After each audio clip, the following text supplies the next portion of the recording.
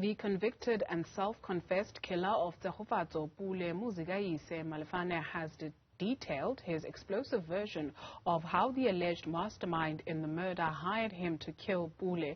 Malepane is testifying today at the Johannesburg High Court. Linda Mnisi is following developments there. Linda, let's start with a replay of events as we heard and saw them in court this morning.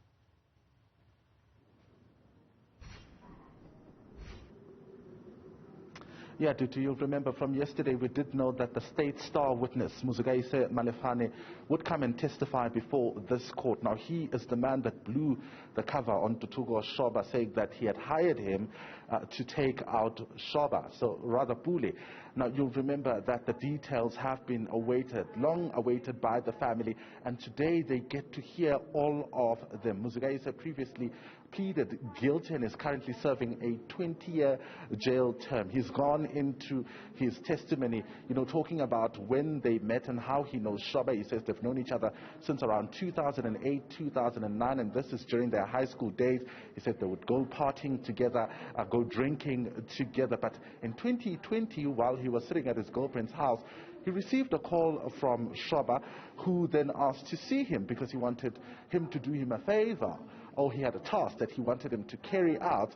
He then gave him a location. Ntuthuko Shoba came over to the house where, in fact, he told him that he wanted him to find him a person who could kill Tshegofatso Pule. He then agreed to finding that person, but later on, of course, he then offered him around 7,000 rand, which he denied. He offered him 20,000 rand. He said it was too little, and later on he offered him around 70,000 rand. So that's just about the details that have just come out of court. And as you can imagine, these are the details, like I said, that have been long awaited by the family. I'm joined now by Tshegofatso Pule's uncle, Dumisang Katake. Ntate Katake, thank you so much for your time. Under these circumstances, as a family, you've been calling for justice, you've been calling for the truth, and importantly the truth, to come out around what has happened. When Muzikayise walked into court today, how did you feel? It's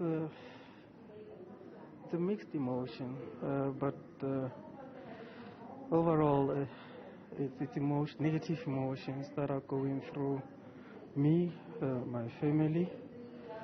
As we speak, my aunt is crying uncontrollably inside the court. We've been trying to console her. I don't know how much of that is going to be revealed in court. Is our family prepared to sit through and hear? Sometimes you would think that psychologically and emotionally you are ready to hear certain things, but only to find that they will trigger the pain that's been lying there and it hasn't surfaced. But I think we should be prepared to sit through and hear, no matter how horrific the details or the gruesome details of Tsego's death might be to us. Perhaps that's what we need in order for us to heal. And I'm sure you have so many questions right now. What is that one question you want Muzi to answer? The one that you've been asking yourself as a family all along. What are you hoping he'll tell you today around how Tshegofatso Pule died? Why did he do it? There was everything in the world for him to just abort the mission. But he continued to do it. Despite the reasons that were given to him, that were given by him in his guilty plea. But I think deep down within his heart, he owes us that much to tell us that why did he do it. He's apologized before and even continues to do so. Do you think that apology will mean something once he has given the family that? You're right, he apologized. We did accept his apology. But at the same time, he's facing the consequences of his conduct. But there's still some unanswered questions from the family that we would like him to provide us with those answers. There's lots of questions that are unanswered at this point in time, and it's just a pity the family is not going to be there in court in order for the family to ask those questions direct to him. But because it has a lot to do with emotions rather than the evidence part of what has been led in the court. But yeah, it's really emotional, Mr. Mnisi. I'm not going to lie to you. Yeah. All right, there you have it, Tutu. That is Dumisani Katake. He's the uncle of the late Tshegofatso Pule. The moment of truth has come right now, and they will perhaps get those answers that they are looking for.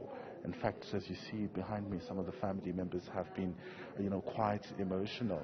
You might have seen while we were live speaking to Dumisani Katake, one of Tshegofatso's younger sisters, walking behind her. She's also been, quite emotional, breaking down yesterday. But another thing that I think I should let you know before we take off back to court is around the issue when Muzikayise came into court, the judge ordering that in fact their leg cuffs should be removed and that he'd like him to, of course, give this testimony freely. He's also ordered the same for Ntuthuko Shoba, saying that in his court he'd like that to happen. He says in the event that there is a security issue, then there would be, of course, those issues attended to by the security who are present in court. So he says, he asked even the state if there was any immediate threat right now that could bar him from, of course, making that order, and it appears that there isn't such. So at the moment, the two men are in court facing each other, and of course what is of interest here is the issue around the truth. Will the truth come out? And of course, we then await what will happen next. We look forward to those details. Linda Mnisi, thank you.